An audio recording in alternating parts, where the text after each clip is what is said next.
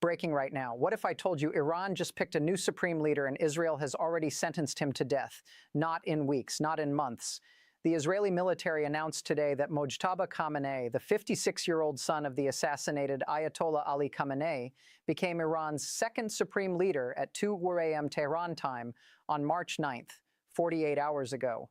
And this morning, March 10th, Israeli Defense Minister Israel Katz stood in front of cameras in Tel Aviv and said 4 words that turn this entire war into a death hunt. He will not survive. Not he might be targeted. Not he is on our list. He will not survive. Israel just publicly announced it is going to kill Iran's new supreme leader, a man who has been in power for 2 days. And here is what makes this absolutely insane.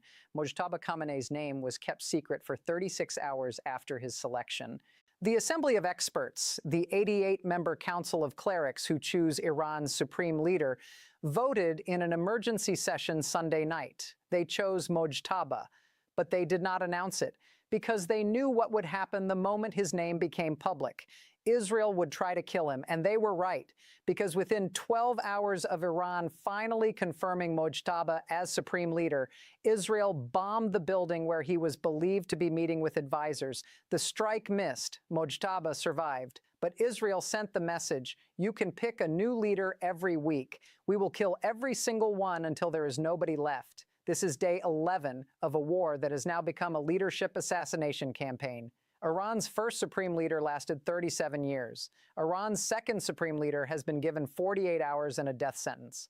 Let me give you every piece of this story in the order that actually explains what is happening, because this is not just about one man.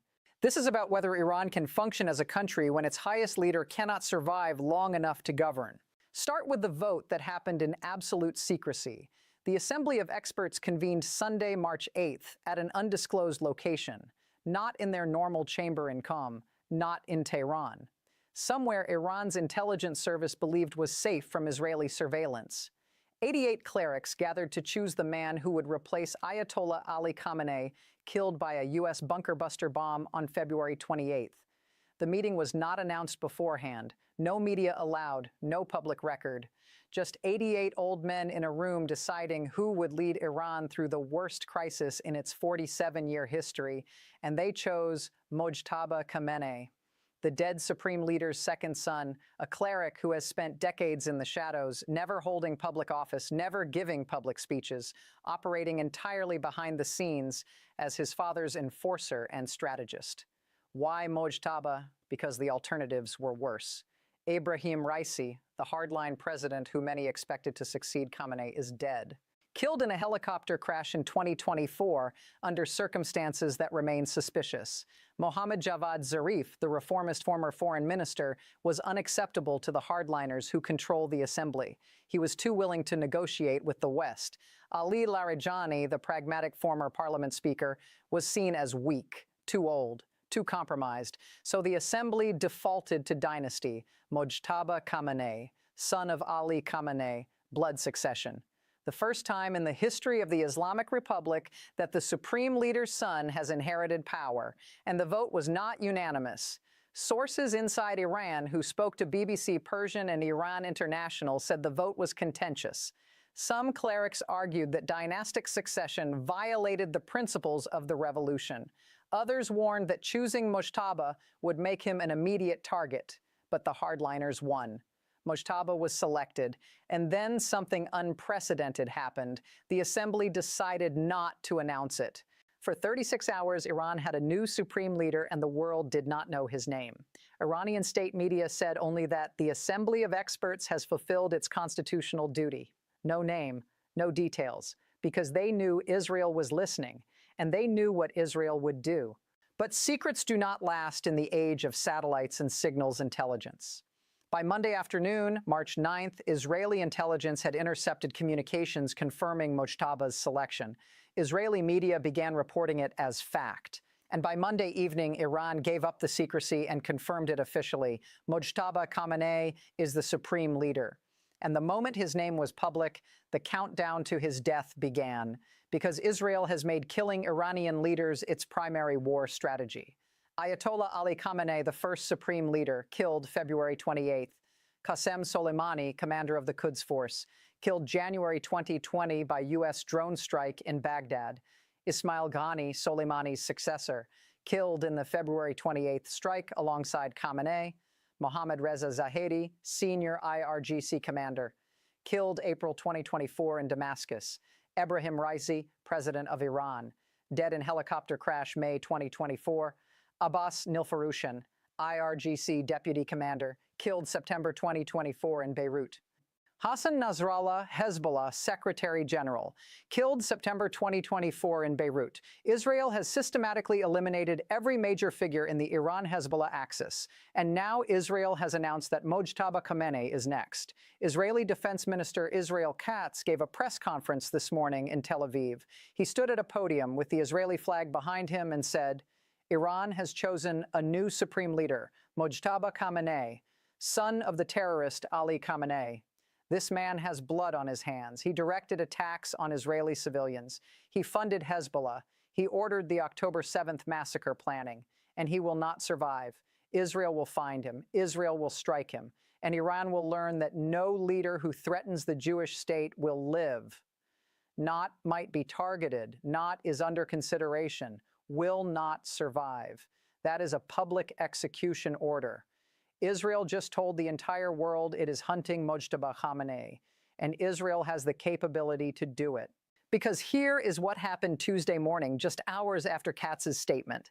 Israeli fighter jets struck a government compound in northern Tehran, believed to be hosting a meeting of senior Iranian officials. The target was a Revolutionary Guard safe house where Mojtaba was reportedly meeting with military commanders to plan Iran's next wave of strikes. The Israeli Air Force used American-made GBU-39 small-diameter bombs, precision weapons designed to penetrate hardened structures. 4 bombs hit the building. The entire structure collapsed. Smoke rose over the neighborhood.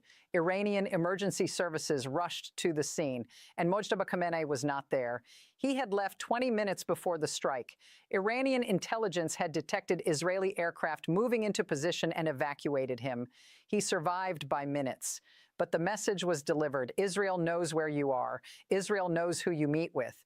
And Israel will keep trying until you are dead. So now Mojtaba Khamenei is supreme leader of Iran, and he cannot appear in public. He cannot stay in one location for more than a few hours. He cannot govern from a known office or residence, because the moment Israel locates him, he dies. Think about what that means for Iran. The supreme leader is not a ceremonial position. He is the ultimate decision maker. He controls the military, he appoints judges, he determines foreign policy, he must meet with commanders, advisors, officials, he must communicate orders, he must govern. But how do you govern when you cannot be seen? How do you lead when every public appearance is a death sentence? Mojtaba Khamenei is trying to rule Iran from hiding, moving between safe houses, communicating through intermediaries, never staying in one place long enough for Israeli intelligence to target him. And this is only day 2. How long can he survive like this? Weeks? Months? Israeli officials are betting he cannot last. One senior Israeli military source told Haaretz, "We give him 30 days maximum. He will make a mistake. He will attend a meeting he cannot miss. And we will be waiting." 30 days. That is Israel's timeline for killing Iran's second supreme leader. And if Israel succeeds, then what? Iran picks a third supreme leader, and Israel kills him too. Does Iran keep holding emergency sessions of the Assembly of Experts every month to replace dead leaders? Or does the whole system collapse? Because here is the strategic calculation Israel is making. If Iran cannot maintain stable leadership, Iran cannot fight a war. Iran cannot coordinate military operations. Iran cannot make long-term decisions. Iran descends into chaos. And a chaotic Iran is a defeated Iran. So Israel is not just killing leaders for revenge. Israel is killing leaders to destroy Iran's ability to function as a state. Decapitation as strategy. Cut off the head. Watch the body die.